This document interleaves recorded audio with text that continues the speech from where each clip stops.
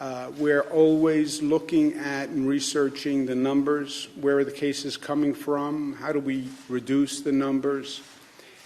You look all across the country, it's lower income communities, predominantly minority, where we're still seeing an increase in the numbers. We looked at that in New York City. We did a very extensive research project, and it is true. You can look at where the cases are coming, look at the testing data by geographic area, by zip code, and find out where the cases are coming from. We asked Northwell Health, which is the largest health system in the state, to do an extensive test for us. We're in the midst of that test, but we have back about 8,000 tests, which is a very large sample. And the data is very powerful and informs what we're doing going forward. The test was done in New York City because that's where we have the highest predominance of cases. But in lower-income communities, communities of color, we partnered with the faith-based community, with churches, to conduct tests. We found about 27% of the individuals testing positive.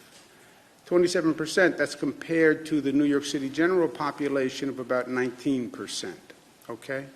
The Bronx had the highest percentage, 34%, again compared to a citywide average of 19%.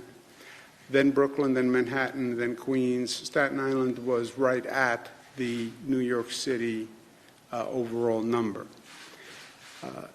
But you take a place like the Bronx, it's 34% compared to 19%, just to give you an idea. And the data shows not just a high positive, not just that a high number of people had the positive, but the spread is continuing in those communities, and that's where the new cases are coming from, okay? And you can literally do that on a zip code basis. For example, Morrisania in the Bronx, 43% of the people tested positive, 43%, compared to New York City general average of 19%.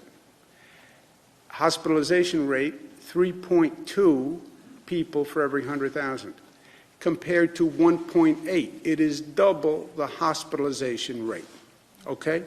So be smart. Let's use the numbers. Let's research where are people who are infected, where are the new cases coming from, where is the spread continuing. Low-income communities, communities of color. They tend to be high Latino, high African-American population. And we're seeing that pattern continue in zip codes, lower income, predominantly minority. Brownsville, Brooklyn, 41%, double the city average.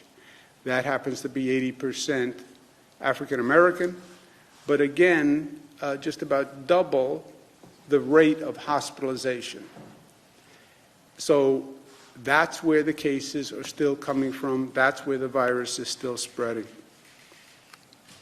But again, you look at the data, you see it over and over again by zip code, by select communities within the city. My old neighborhood, Hollis, Queens, 35% compared to 19%. So it's all across the city, less than Staten Island, higher in communities of color and lower income communities.